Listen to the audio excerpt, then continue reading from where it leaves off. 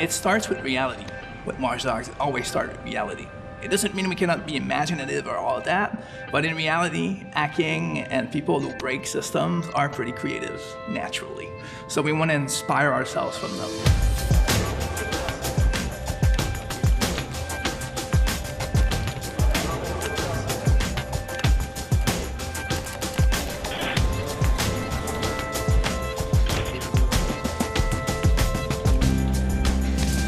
This is a big moment for us in production. Basically, all the parts of the game are colliding together for the first time. And for the past months, we've been able to play the game from beginning to end. So now we see how things are coming together, and you could almost say the game has a life of its own at this point. When you finish a game after almost 5 years, you need to sleep on it a little bit. Then afterwards, what's exciting is when you start really understanding what you tried to do with the first game, what went well, what went less good, and also what the players have said. So Watch Dogs was, first of all, a new IP, which is a big deal. It means that you start from almost nothing. I think the new idea in Watch Dogs 1 was to talk about an hyper-connected society, something that was becoming very important in our day-to-day lives. Chicago was one of the most surveilled cities in North America, so we talked a lot about cameras and surveillance and being watched. When you played Watch Dogs, you probably played something you never played before because the city was sort of alive. People were not just people walking around the street, but you could hack into their lives and you could exploit them, you could see their secrets, you could manipulate the city, the bridges and the steam pipes and the traffic lights. What we basically created with Watch Dogs 1 was a playground where everything was connected. So finally shipping the game. Well, a lot of people were happy and excited. We also got a lot of feedback, and we listened to that feedback. I personally spent months reading forums and reading all of the player feedbacks I could see on the web. We wanted to know what people felt and what they wanted to get from the game and what we could improve in the future. At that point, we knew we were going to make a Watch Dogs 2.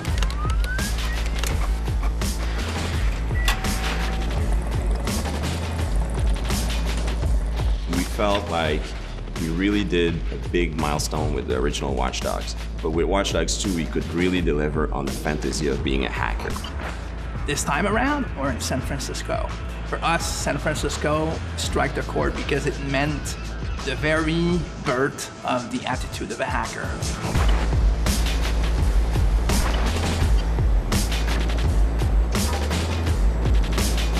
Shot here in San Francisco cost $350. Homes, smart houses are calibrated to anticipate your every need. You're listening to Rock the Grid.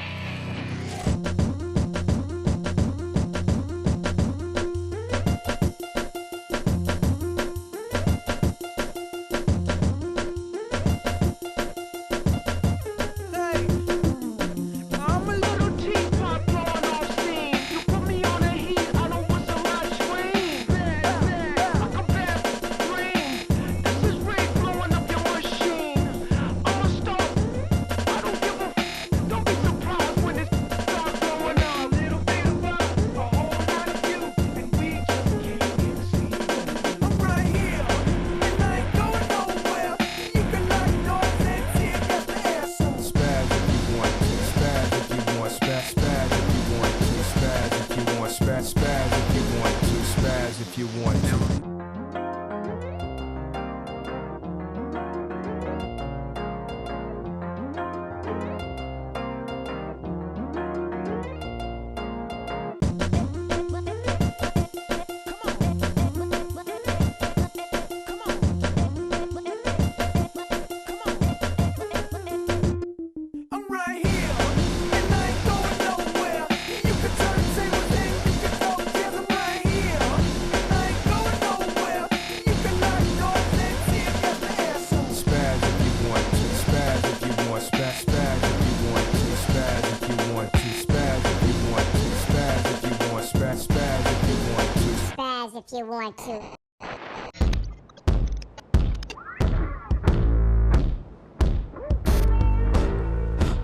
For the setting of Watch Dogs 2, we wanted to have a different vibe.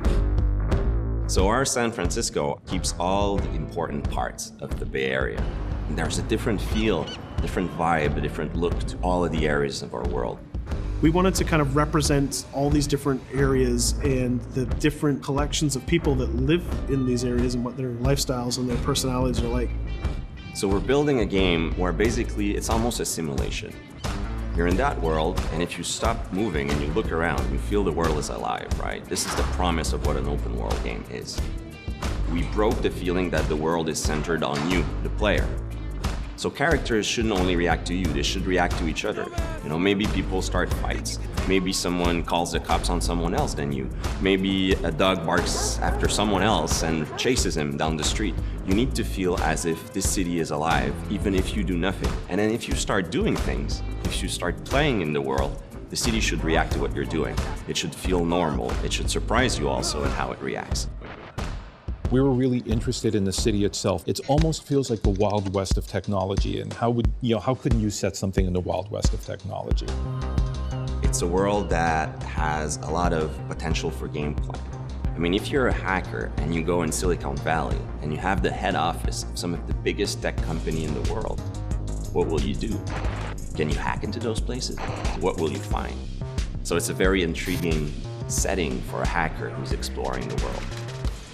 So as we're crafting this world, we're putting in it all of the factions that should be in it. So for example, we have various criminal groups trying to fight over the underground of the city. We also have corporations trying to make money and potentially even manipulate people in society. And we also have other groups of hackers trying to tap into the technology that has been set up in the city. Once again, CTOS, the smart city system that was in the first Watch Dogs, is installed in San Francisco, and various people are trying to tap into it to exercise control, power, or to try to make money. In creating a hero for Watch Dogs 2, we wanted somebody new, somebody that could embody the spirit of California and the spirit of San Francisco. But we needed somebody who was going to be really worthy of all the cool stuff that we wanted to do in the game. So, our hero in Watch Dogs 2 is Marcus Holloway. He's a young hacker, very brilliant in what he does because of the injustices that he's seen, both being from Oakland and also having been profiled the wrong way and being accused of a crime he actually didn't commit. That sort of made him go against the system.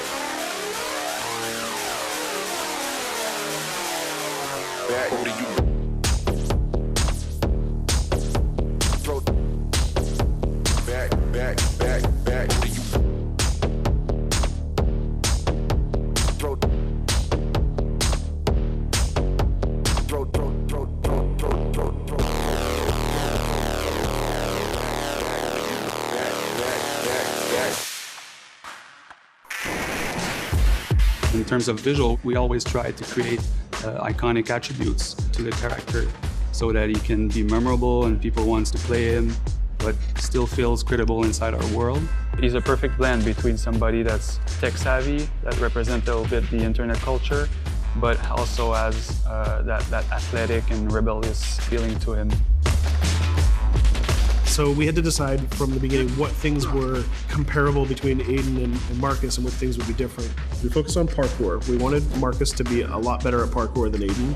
And we're not talking about just like climbing on things, but like being able to like flow and chain moves together. So he's a pretty good fighter, but he's got some interesting quirks too. He's a more expressive guy. We really tried hard to figure out what kind of melee weapon Marcus would have. We tried a whole bunch of things, and some things were pretty cool, and some things just didn't work at all. We did a lot of research, and we basically did what Marcus would have done. We went onto the internet, and we started watching videos and started reading websites and trying to figure out what kind of stuff we could make. Pretty much all the stuff that you probably shouldn't search at work. In the end, what we stumbled across was this idea of taking a billiard ball and attaching it to a paracord lanyard. And we took this and we handed this to the stunt team, and the first thing that we saw was it was fast. It was so fast, like we couldn't believe how fast they were swinging this around their body. And as soon as I saw this video, I'm like, this is crazy. We got it.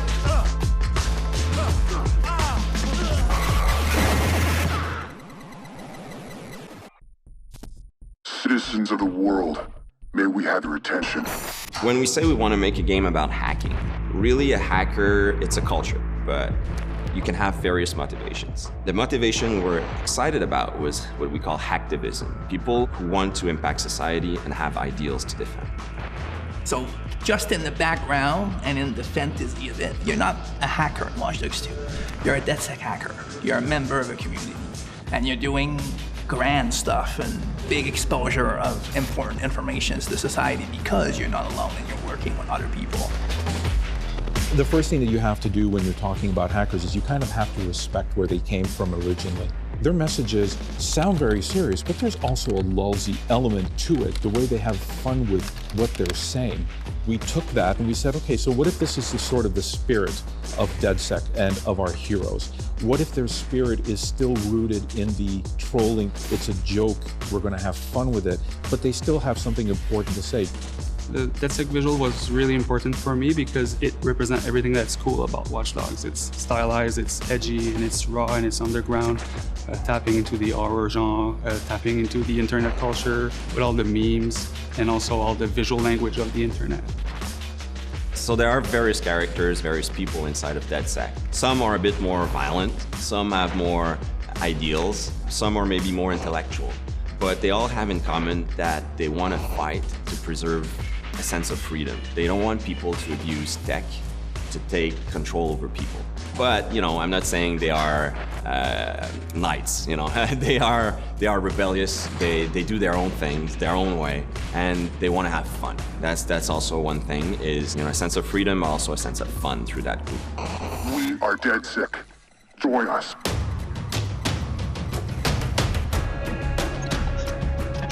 The new idea for hacking in Watch Dogs 2 is to let the player create his own solutions. We're adding a lot more depth to hacking. So you have a lot more control, a lot more flexibility in how you hack the world. So one big category of hacking in Watch Dogs 2 is the entire branch of pushing remote controls to its limit.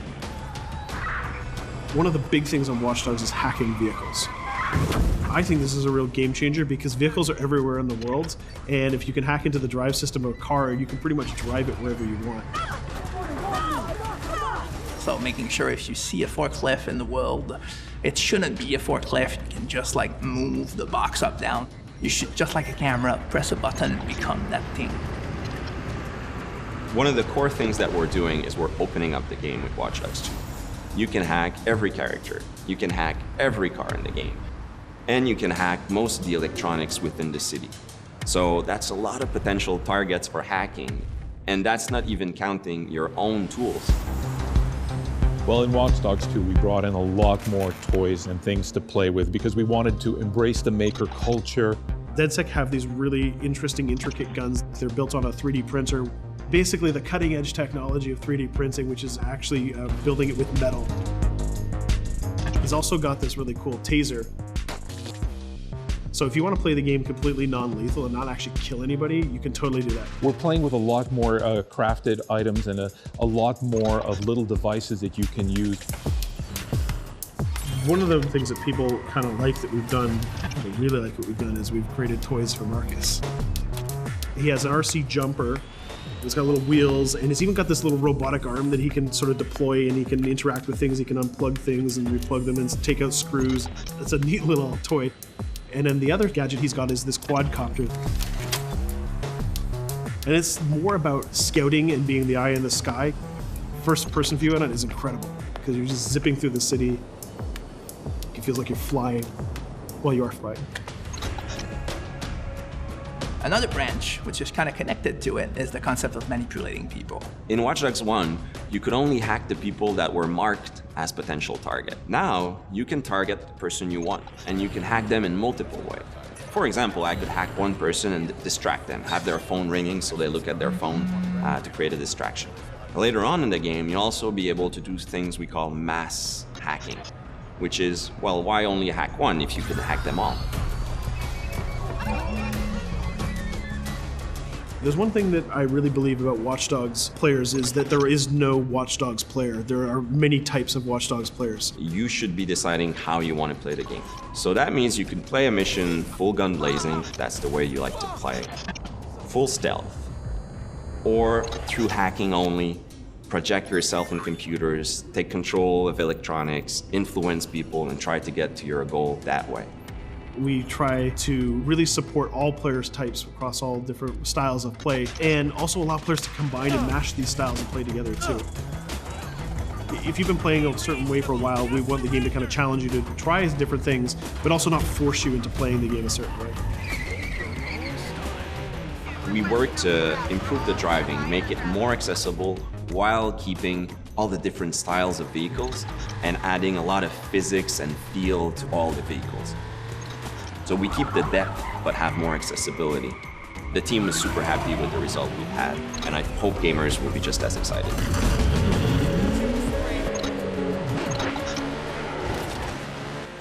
We are very excited by the potential of what we call seamless online. We start doing that in Watch Dogs 1, so we're expanding on that. We cross path with friends in the city. So you playing in single player and you're crossing path with another player who's also playing in single player. Both of you are members of DedSec, so you're friends, and you can just walk up to each other, you'll say hello, hit the button, and form a co-op team. And what we're going to be showing in the next couple of months is an example of how those things work together to create magical gameplay moments.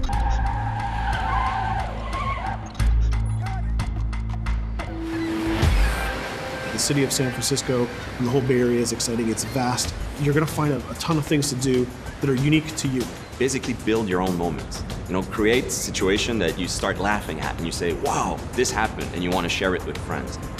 You don't want to just be like a roller coaster or a theme park ride where I go through all the same beats as everybody else. You decide what you want to be spending your time doing. That can be multiplayer, that can be focusing on stories, that can be just exploring the world. Whichever activity you do, we're going to make sure you get rewarded to get you closer to the end game. That's kind of the promise we're making to gamers.